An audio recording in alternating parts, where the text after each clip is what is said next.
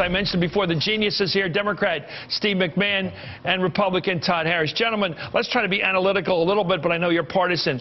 Todd Harris, why doesn't Newt Gingrich get the heck out of the way? Will he get out of the way if he loses both Mississippi and Alabama? I don't think that he will, and one of the probably two key reasons. Number one is ego. As long as he's in the race. Have you noticed? You think? He has compared himself to Moses, after all. As long as he's in the race, he has some amount of a platform to talk about issues that are important to him. And number two, because of this arcane change in the way that delegates are allocated in Republican primaries now, where every state prior to April 1st allocates at least some portion of their delegates on a proportional basis. So as long as you are not getting just completely shellacked in all of these states, you're going to continue to what effect? Well, because when you go to the convention, you then have because you have some standing then, whether it's when you ego and standing. Why? I mean, is there any way? First of all, Romney wants him in, so he's not going to pay him off. Right. Is there anything Gingrich can or Santorum can give him to please get him out of the race so he can take on Romney one-on-one and have at least a chance to beat Romney at this point? Well, he might be able to give him something like the vice presidency or Secretary of State or something. You don't offer that if he wins. That would take care of Newt's ego. I mean, I think Todd's right though about the whole game here was to stay in through the proportional representation states, try to get hot for all the winner-take-all states.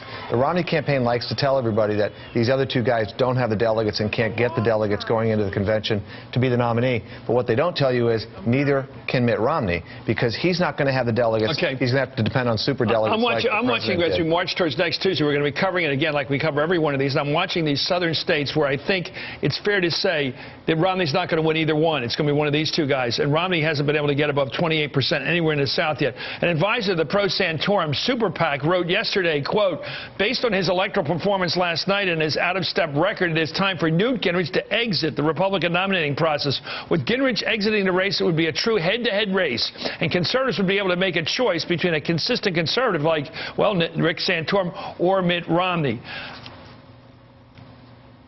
This is really frustrating me.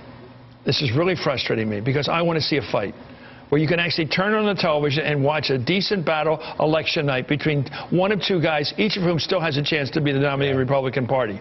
That's what you ought to get at some point, the effective runoff we always want in politics. Will we ever get one? The runoff between the two top contenders. Are we ever going to get one this race? So here's the possibility. If Newt Gingrich can control the few delegates, if he gets 300 or 400 delegates over the course of this, and he can control those delegates going into the first ballot, if Mitt Romney doesn't have a majority and Newt Gingrich can deliver his delegates, I mean, stranger things have happened, not in the last 60 years. Okay, so in other words, he's hanging on to be able to be the kingmaker for Romney. That's not going to. Mitt is going to get the required delegates to get over the 1144 needed. That's going to happen. He's hanging on to these delegates because it keeps him relevant, and you know, he can broker this for some private. Well, here's Santorum, who's obviously he's got a better control of his emotions than I would have at this time. Here's Santorum himself. He doesn't actually call for Gingrich to get out of the race, but here's how he handles it.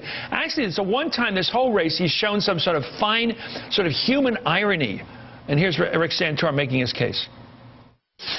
They're not doing so at my knowledge. Let's just put it that way. I've been very, very clear about my position on this. I'm not saying I don't want him to get out. If he wants to get out, I'm all for him getting out. But I'm all for Mitt Romney getting out. I'm for everybody getting out. I wish President Obama would just hand me the thing. But that's not going to happen. That's pretty nice. Isn't it human? Yeah, he's telling the truth. I want them all out of the race so I can be president. He's occasionally human. I'll tell you what, from Rick Santorum's perspective, any outcome here is good because he gets the nomination if he's really lucky, and if he's not, he sort of goes into 2016 as the front runner, the principal guy. No, we already looking ahead for Rick Santorum. So here's what happens. If Mitt Romney loses, the conservatives are all going to say, if we'd nominated someone with a spine, with conservative principles, we would have beaten Obama. We need to do that. Mr. Insider, you're the Republican. Is that credible? I know they will. Does Santorum have another fight in him? He's 48 years old. I don't think so. The bench for every complaint that there's been about 2012, the 2016 bench for Republicans is very. I think Santorum has been the most heroic. I don't agree with him on most, but I think he's been the most heroic candidate in this race. He's had nothing. He's walked in there with a hand of like 2 threes in his hand. He's up against the richest, best-looking guy with the perfect family, with the perfect everything, whose turn it is. And he's been fighting this guy pretty heroically. Sort of Haile Selassie against the Italian army. How's that? Anyway, according to AAA, of course, they follow these things. The national average now for a gallon of gas, regular, you can check this yourself on the way home tonight, $3.76, getting up close to $4 for regular. That's up 24 cents from a year ago, 28 cents higher than just a month ago, so it's spiking. How does Obama deal with the fact if this continues grows up there? Say we're looking at $5 gas. Well, substantively, there's nothing he can do because the president can't control prices. But politically and symbolically, there's a lot of stuff he could do. He could, for instance, unleash the strategic petroleum reserves, which won't make any difference, but it will look like he cares. He could actually suspend. Is that a responsible thing to do? Isn't that for when we have like an international war? It's been done 5 or 6 or 8 times in the last 10 years. The other thing he could do is he could suspend the federal gas tax for a period of time. It would take Congress to act. The Republicans wouldn't want to do it. The president would be on the side of the middle class. It'd be smart politically, but it would add to the deficit. Okay, so here's your guy, Newt Gingrich, going at him on this. And one thing Newt is a great opportunist. He can look at that gas pump and see what the opportunity is. And here he is jumping on it. The only way that you fix the price of this is by dramatically expanding supply. This is real. This isn't a theory. It's not a fantasy. It's not a fundraiser in San Francisco. It is the way the American people fill their cars, fill their trucks. They deserve a president who pays attention to reality and who tries to help them with reality. Isn't it sweet of the guy saying it's not a ferry at San Francisco? Isn't that nice of him, the way he puts those words together? Isn't the way he puts things together? Isn't he a sweetheart? Anyway, my thought about it. By the way, there's a job for him. I used to pump gas at a couple gas stations. It's a good pastime. You get a little tan. It gets pretty nice out there. You meet a lot of people. Yeah. Maybe that's what he should be doing instead of wasting our time running for president. He'll be doing something come November. Well, pumping gas is an admirable thing to do. Go to Jersey. You have to work. You're not allowed to pump it yourself up there. You're laughing, don't you? What's the president do? What's your party saying about gas prices?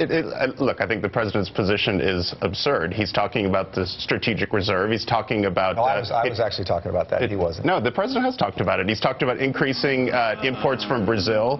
They've gone to the Saudis and said, we need you to increase your exports so we can increase Wait a minute. I'm getting an epiphany here. Didn't your crowd promise that if we invaded Iraq and took over that country, we'd get all that free gasoline and oil and all the prices would be the greatest... All your guys were saying, all your intellectuals in your party, all the neocons were saying, let's take Iraq and get what free we gas. need to do is get serious about alternative energy. Well, that's long term. You guys offered a quick solution. No. In 2008, he said we need a president who will get serious about alternative energy. Yeah, in Solyndra, as we've seen, all these huge giveaways. Look, you either believe in supply and demand or you don't. And it's absurd to suggest that there's nothing we can do to increase our domestic production of energy. Okay, Todd, it is absurd. Todd, we have 13% of our offshore lands that are subject to production right now. 13%. He's nixed the Keystone pipeline.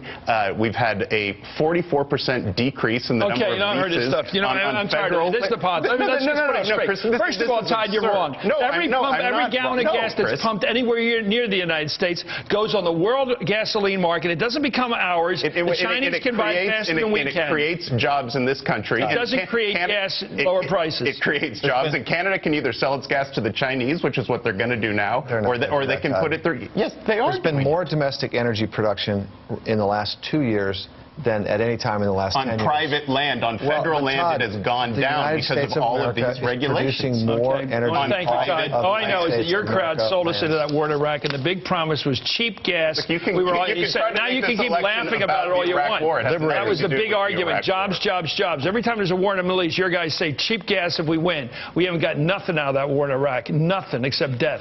Anyway, thank you, Todd Harris, who's dead wrong on the gas issue, because he's one of the guys who wants us to fight these wars to get cheap gas. Oh, that is absurd. That is actually insulting. How so? That is absurd.